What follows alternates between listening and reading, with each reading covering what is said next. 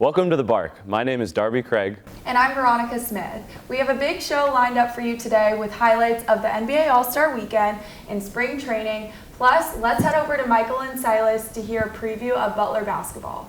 Thanks, guys. With the college basketball season dwindling down, I think now is a perfect time to look at the teams who might make the NCAA tournament or might have their bubble burst. Starting off with the team firmly on the bubble, we have our very own Butler Bulldogs. The Bulldogs have 4 quadrant run wins, or 4 wins against elite competition, headlined by wins at Marquette and at Creighton.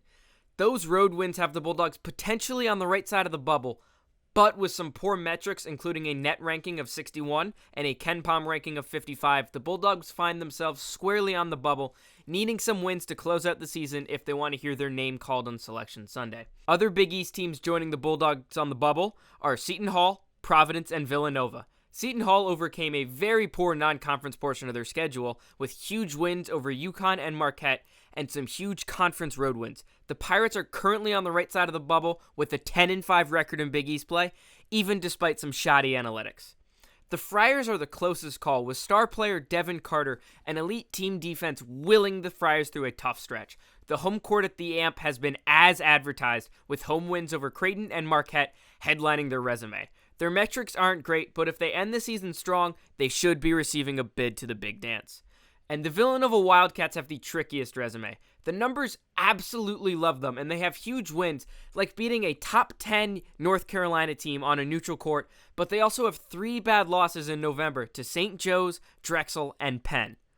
The Wildcats are currently on the outside looking in, but have been on a hot streak to end the season and need to continue that momentum to hear their name called on Selection Sunday. A couple of teams outside the Big East that fans of these teams should watch with the keen eye include Cincinnati, who just took a brutal loss to an Oklahoma State team, Ole Miss, Gonzaga, yes, that Gonzaga, Nebraska, Nevada, and Utah. These teams will all be fighting for the last few bids to the NCAA tournament and will either see their bubbles burst or be given a ticket to the big dance. The Butler Bulldogs played host to the rival Xavier Musketeers last night for their annual Cancer Awareness Night. The game got off to a slow start, knotted at 2-2 at the first media timeout. The Bulldogs went into the half leading by a score of 31-24. Butler used a huge third quarter, outscoring Xavier 26-7 and never looked back, cruising to an 84-46 victory.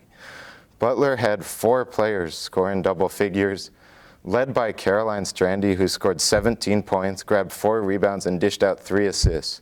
Other Bulldogs in double figures included Rachel Kent with 15, Riley Makalewski with 13, and Ari Wiggins with 11. Xavier was led by Anaya Harris, who scored 14 points, while Michaela Scarlett also scored in double figures, scoring 10 points. Butler shot 46.8% from the three-point line and further proved why they are the best three-point shooting team in the Big East.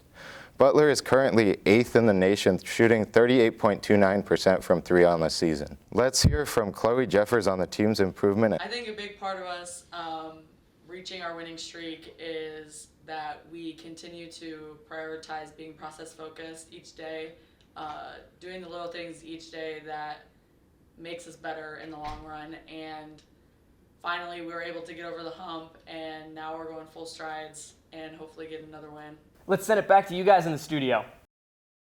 And now we're going to hear about a Butler baseball season preview. Butler baseball went home 0-2 this past weekend after facing off against the Florida State Seminoles in Tallahassee, Florida. This Friday matchup got off to a rocky start from the Bulldogs. Starting pitcher for the Dogs, Justin Hornschmeyer, went down 3-0 in the bottom of the second due to a slew of hits, walks, and 2 wild pitches that scored 2 Seminoles players. The Seminoles sealed Butler's fate in the bottom of the 6th with a grand slam from James Tibbs III. The Seminoles took the game from Butler 11-0. The Bulldogs sprinkled a couple glimpses of hope throughout the game with hits from game leaders Carter DeRiggi and Xavier Carter, who shared 3 hits in the matchup. Xavier Carter speaks on how he hopes the Dogs will take these games and improve as the season progresses. On all that, obviously there was some stuff that went kind of wrong, but then again, we learned from all of our mistakes and know how to play against better pitching, hitting, everything. So we learned some stuff, especially from film. Going through the season with that, it kind of showed us how we can go about things, whether we're doing bad or something, how to recover kind of thing. And this next weekend should be a really good one for us to bounce back from and all that. The Bulldogs are looking ahead to the upcoming weekend where they will be in Huntsville, Alabama, set to play Alabama A&M in a 3-game series. The opener is set for Friday with a 1 p.m. first pitch. Back to the studio. We look forward to seeing the Dogs in action this season. And without further ado, welcome back to the segment Darby's Decisions, where we will try to redeem ourselves after last episode's unfortunate losses. Josh Hart failed to hit a 3, and due to poor game management by the 49ers, the Chiefs came out victorious in overtime. This means we're down $25, but the good news is that I have a nice slate planned for us today to hopefully get us back on track. Let's get into it. My first bet of the day is on the Pacers vs. Pistons game. The first leg is Cade Cunningham over 3.5 rebounds. On the season and in his last 10 games, he is averaging 4.1 rebounds a game. As a bigger guard going against a Pacers team that likes to put up a lot of shots and isn't necessarily the best rebounding team, I feel very confident in him getting at least 4 rebounds. He also averages 4.5 rebounds against the Pacers in his career. With the second leg, I like Andrew Nembhard over 0.5 threes. At home, he shoots 43% from the field from deep, and in his career, he averages 13 points per game against the Pistons. Expecting the Pacers to be up big time in this game, I believe Halliburton still won't play a ton coming back from injury in All-Star Weekend. And in Nembhard's last 10 games, he is averaging 27.6 minutes per game, which will give him plenty of time to get up shots. Going off that information and game script, I'm pairing that 3 with his points over 9.5. Similar to my Siakam bet last episode, if he gets 1 3, he's already well on his way to achieve his points line.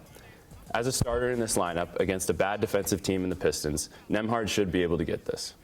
The odds of this bet are plus 248, which means a $10 bet will net you $34.80. And now for the second bet of the day, let's take a look at the Celtics vs. Bulls game tonight. The first of 2 legs is Jaylen Brown over 19.5 points.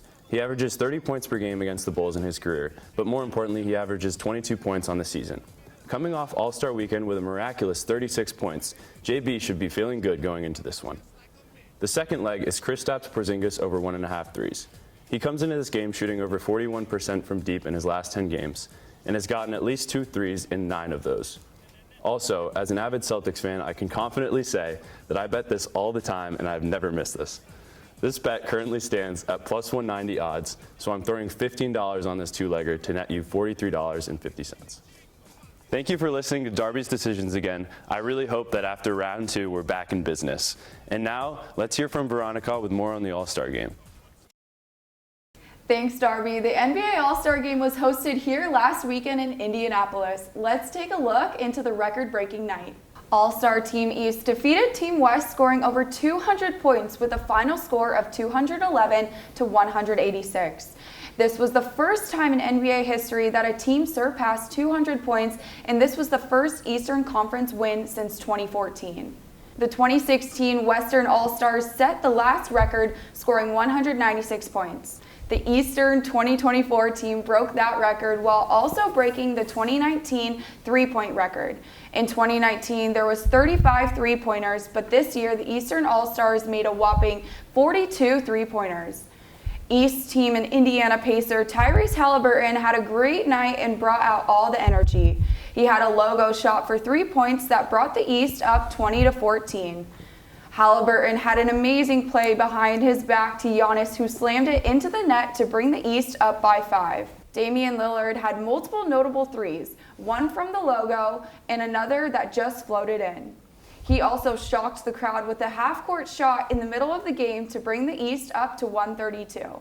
He also put up another half-court shot to end the game with 24 seconds left to bring the East up to the final of 211 points. The All-Star MVP led with 39 points, making 11 three-pointers and dishing 6 assists. He also won the three-point contest with 26 points in the final round. He is now a back-to-back winner, the first since Jason Capono, who won the contest in 2007 and 2008. The next All-Star Weekend will take place in San Francisco from February 14th through the 16th.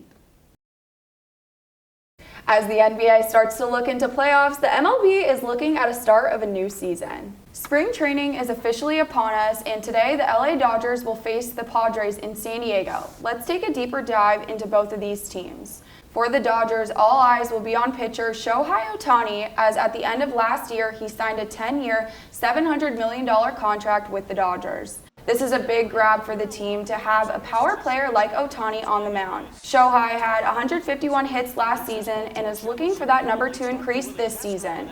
In addition, the Dodgers are ranked second in the league offensively entering the 2024 season. They have veteran players like Mookie Betts and Freddie Freeman, who are both strong hitters and together had a total of 68 home runs last season. Switching gears to the Padres, they are looking to make the playoffs this season after falling short in 2023. A key outfielder and hitter for the Padres, Juan Soto, is now on the Yankees after a 7-player trade. A leader on the team is third baseman Manny Machado.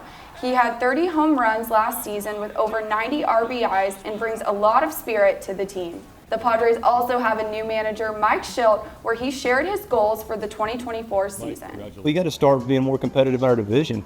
You know, the last couple of years, you look up and we're just been out of it. And so there's a lot to be said for competing on a day-to-day basis that creates that grind.